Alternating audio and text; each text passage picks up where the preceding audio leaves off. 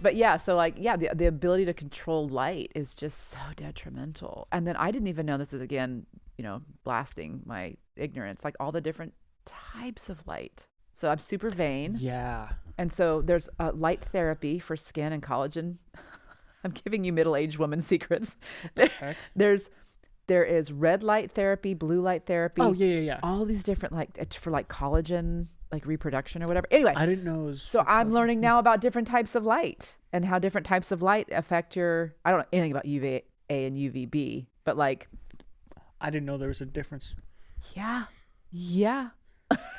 Well, so actually thinking about our conversation with Dr. Marquis, he actually, one of the things that that'd be so fun. Yeah, you gotta bring him in. I'm going to see, I'm going to see, I have an appointment with them very soon. Okay. And one of my therapists, I don't know what to call him. It's another one of the not therapist type people. Yeah. But he like helps me out in the functional medicine way, but we also totally nerd out as well. Yeah. So it's super fun. So I'm definitely going to have him on at some point. Yeah. It's really funny. In our first conversation, I ended up saying like, I've done some video editing, I do music, write a little bit, studying psychology, and he's like rattling off all these like different things that are literally the exact placement of all these different things that I've looked into. Wow. And like he's I don't want to say his exact age, but around 30. You could probably just I do Z, millennial, Gen X, boomer. Definitely millennial. Yeah. But he's had a lot more time to dive into all this stuff. And so I was like, okay, yeah, we're going to have a lot of good conversations. Yeah. And then, he's super cool. You didn't have like a working list of all the people you want to get in here. No, I pick their brains. I started one a little bit ago. I can't remember where that list is at, but so many people I want to have on. Yeah. But do you want to jump into your questions? Oh, that's what it was. But one of the things that we do at the functional medicine place is the goal that I'm there for is to try and gain back some function, which is just a small ordeal. Yeah. But part of what they do is they send like stimulation, vibration through all my body, but then they also they throw lasers at my brainstem in different parts of the brain that that penetrate through the skin, whole thing.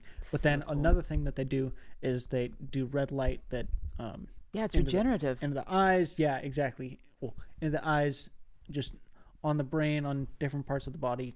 So crazy. And I still don't fully I definitely don't understand it fully, but I don't understand it nearly enough as I'd like to. So that'd be a super fun conversation to have with him. Yeah. And I will say I have a buddy who she's a neuropsychologist. Oh, fun. Yeah. And so she does a ton of different types of assessments, but she also does the neurofeedback. And what's that? I don't know.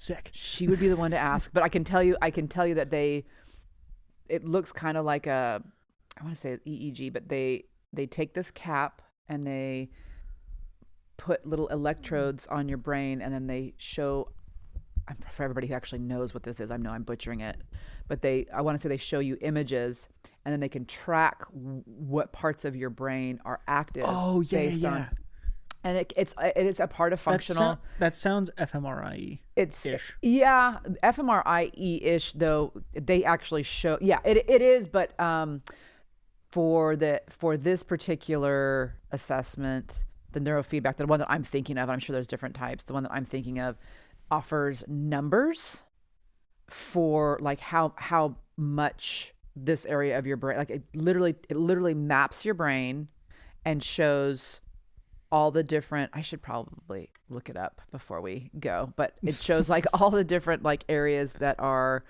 like an fMRI will show colors, and it'll show How much blood is in what area Yeah, of the like I brain. want to say it's like a heat response. I want to say Something like that. Yeah. Anyway, so it's just It looks- fascinating because she can determine the difference between, like, so for my little human, who is just born with cognitive differences, she can determine, this particular test can determine the difference between those cognitive differences and, for example, like a TBI. So your brain's not working in this area because you're not autistic. Did you hit your head really hard when you were 12 years old or something like that? That's crazy. Yeah, so it'll show like you actually have a brain injury area as opposed to like just a neurological difference. Huh. Yeah, it's pretty cool. That's Again, super that is interesting. literally the How the heck extent did they do of my that? knowledge on that, and it's just a poor exposition. Yeah, she's also super uber smart. She's really anybody who's numbers smart. Oh, jeez. Or has like an exceptional memory. I'm just super jealous of because I'm just like, what was that word? I just lost the word. I still remember there was some day in like, I don't know, it was like 6th or 7th grade where I think I like forgot how to write the letter Q or something like that. I was like, how do I do this again? Oh. It was so bad. I felt so stupid. Like, my anxiety will take over to the point where I'll be standing next to someone I've known for years and forget their name. And so a new person it's humiliating. A new person, not a new person, but like someone I know casually, I'll run into them at the store, let's say. yeah. And I'm like, "Oh, hi so and so." And I'll be like, "Oh no, I'm going to have to introduce this person to my anxiety will just completely take over, and I'll like, it would be like you, like, so let's say we're at Trader Joe's together and I run into, a buddy from high school or whatever. And I'm like, "Oh, hi, Susie. This is," yes, it is so embarrassing. And it's happened more than once to the extent that, so like for the Knowing You Matter auction, that amazing event that they have every year. I think it's on December 5th this year, by the way, 2024. I'm working for them. I should know this. Yeah, I don't know either. I should know too. There's a lot of people there, and there's a lot of people that I know. And so like I take my +1, who's the same +1 I take everywhere, my buddy Lisa, and I'll just say, "Hey, if I don't introduce you to the person that I am talking to, like just introduce yourself." Yeah. Like take that as a cue that I have forgotten their name. She's so good, and she does. She's got my back. She's got my 6. Nice. But yeah, That's always a good friend to have. It's usually an anxiety response for me. I don't know what it is for other people, but I'm just like, "Gah." It's embarrassing. I'm just dumb. I don't think so. Can't I don't think remember so, bud. people's names. I'm pretty sure that's not the case. All right, we're gonna dive into some questions. Sure. Let's see. So yeah, I was talking to my dad, and Did you want your notepad? You want me to grab your notepad for you? no, I got it. All right. I think I've got it up here. Okay. If not, I'll jump over. All right. But yeah, so I was talking to, well, I guess preface how we got to here. You and I. Yeah. Oh. So we were. You have to share that. I can't. True. Yeah. So yeah, shut up. Yeah. That's on you, bro. So yeah, we had our little fun nerd session a while back, and we were discussing different dating and relationships, and of course we end up talking about sex and porn and Premarital sex was a big one. Yeah. yes. I told you shut up. Oh, sorry. But yeah, so jumping into that, I figure we'll jump into dating and that sort of thing, and then we'll move on to the other two. So you had a very like stark difference between dating and courting. Oh yeah. So I think, why don't we jump into what you think, or what your definition of modern dating is, what it's divulged into, and then what you also consider courting and the difference between them. It's a very small question. Yeah. Well, I'll say zero research, just 100% personal. My personal take on this, and it's What you've observed in the world over the last Yeah. 40 so years. And I'll use myself as like the guinea pig example and some unnamed humans in my life. Nice. Who are friends and some family. So I'll just say that the primary difference for me between courting and dating, and I have a little human now, and so this is really personal with respect to how I raise her, how we talk about dating. And even now that she's 12, we've started to really, we talked about like biological mating first, like what happens. Yeah, because she was around horses and they would kind of mount one another. What's happening? Right. I grew up on a farm, so I didn't really have to have the talk. No, it's like, when you breed animals, you create babies. Yeah.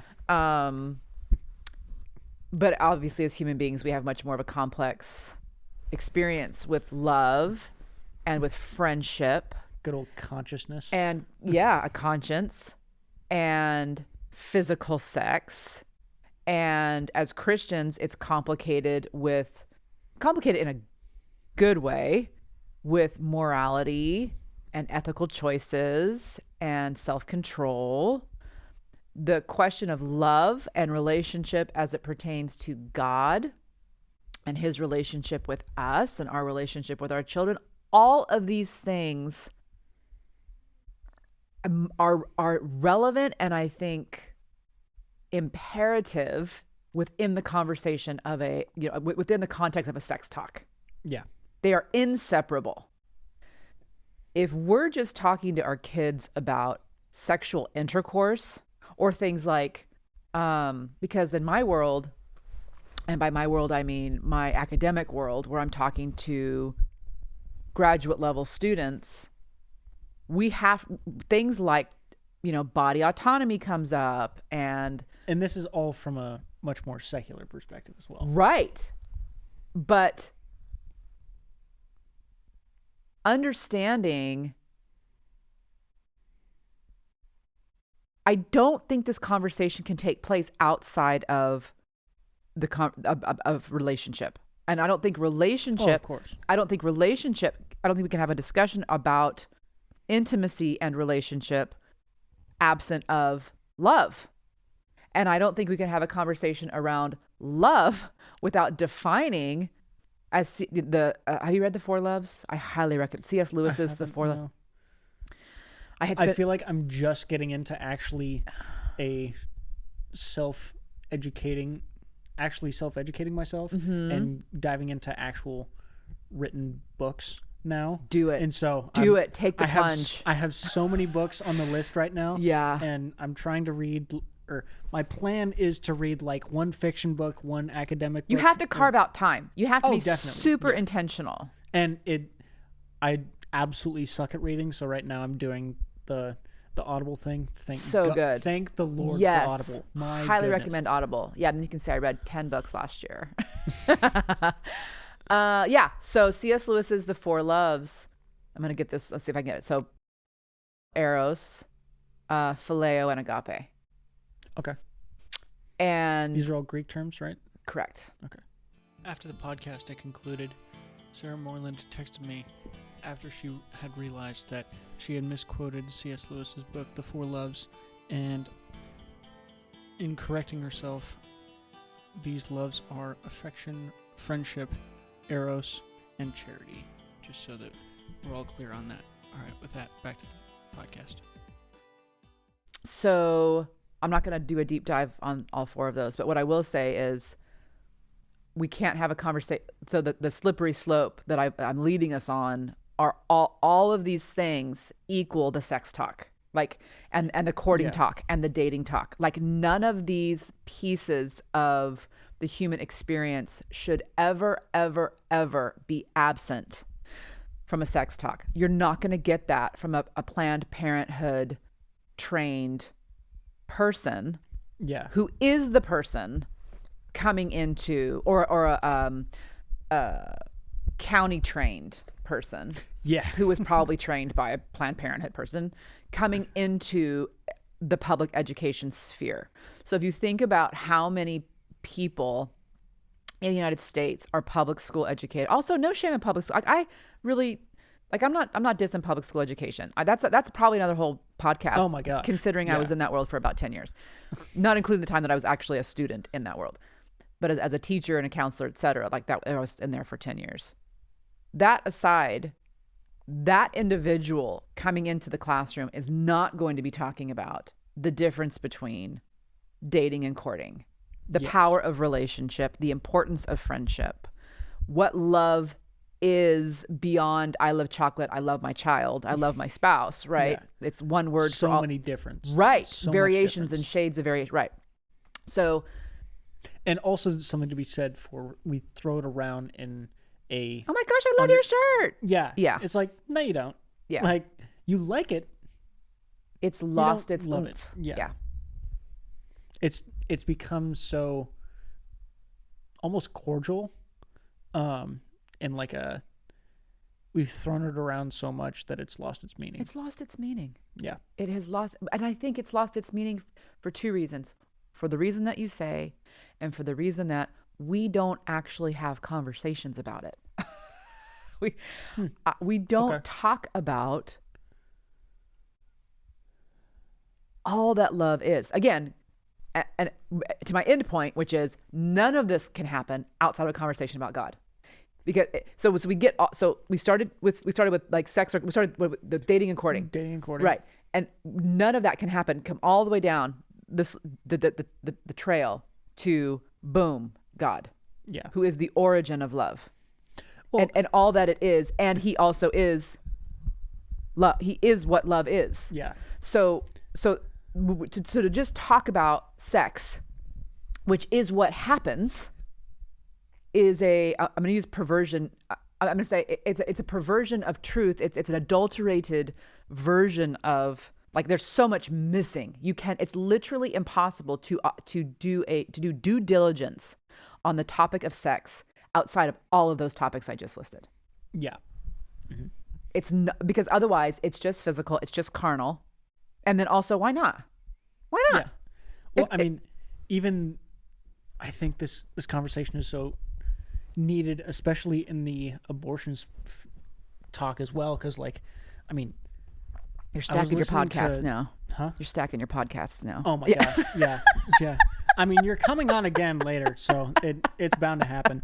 But I mean, I was listening to some Jordan Peterson, love him. Yeah. And he was like, "We're not a mature enough." Species. That's a great way to put it.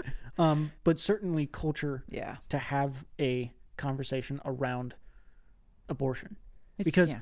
it's Pagan child sacrifice. it's like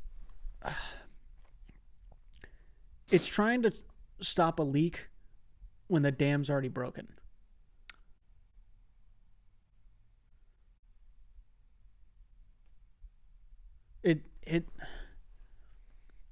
It's like, oh no, my toes are getting wet. No, you're drowning. Yeah. Like, Yeah. Yeah. It's so, abortion is so downstream from so many other issues. Right. And nobody wants to deal with those other issues. Right. Because they're so fundamental to this hedonistic worldview that, I mean, simply the conversation just before abortion is the whole bodily autonomy, I get to do what I want because it feels good conversation. And even that is embedded with, I mean, all the conversations that Yeah. that you've just laid out. Yeah. And it's like nobody is ready to have those conversations, least of all the people who are pro-abortion. Yeah. Agreed. And I would say even to circle back to the dating courting question, which I will answer, is the male female binary that is also sadly and confusingly controversial. So because the way in which Jeff and I we would have these conversations around, because he was super protective, which I appreciated, of me. I wasn't really allowed to, like, get gas in the middle of the night. Like if we were out, like that's anyway. He was super protective, and it was a good thing. Yeah. But there was also times where we would have conversations, and he would kind of have like an eye opening, like, oh, that because his mom was a boy mom, and it was a very masculine household. Yeah. I'm sure you don't know anything about that. No. And so to have the female perspective, and the female perspective being that of his wife, like share with him, like, well, because he would as a 6'5", 275-pound man would forget or not be aware of how he was holding himself in a, let's say, intense conversation with a female clerk, right? Who maybe he had a return and he was getting some guff about the return or whatever. And I'm like, honey, when you are speaking to females, you need to like tone back all that beautiful, sexy masculinity that you bring to the table in my world. You're like, listen, I love it. Yeah. She, not so much. She doesn't know you. You have angry face. You have big man voice. Like, you are massive. He was so receptive to hearing about that binary, right? That I'm not just a man, and I bring man energy. And that's not to say the 5'6" man who weighs 150 pounds or 100, that's not to say he's not oozing with masculinity either, because I know men like that who are oozing with masculinity. So it's not stature necessarily. I'm just saying you also bring that to the table. You bring stature and your masculinity to the table, because I also know 6'5" men who might as well just go ahead and put on a dress because you are so emasculated. Yeah, don't even get me started. Anyway, welcome to the culture. As I say, welcome to California. So oh my gosh.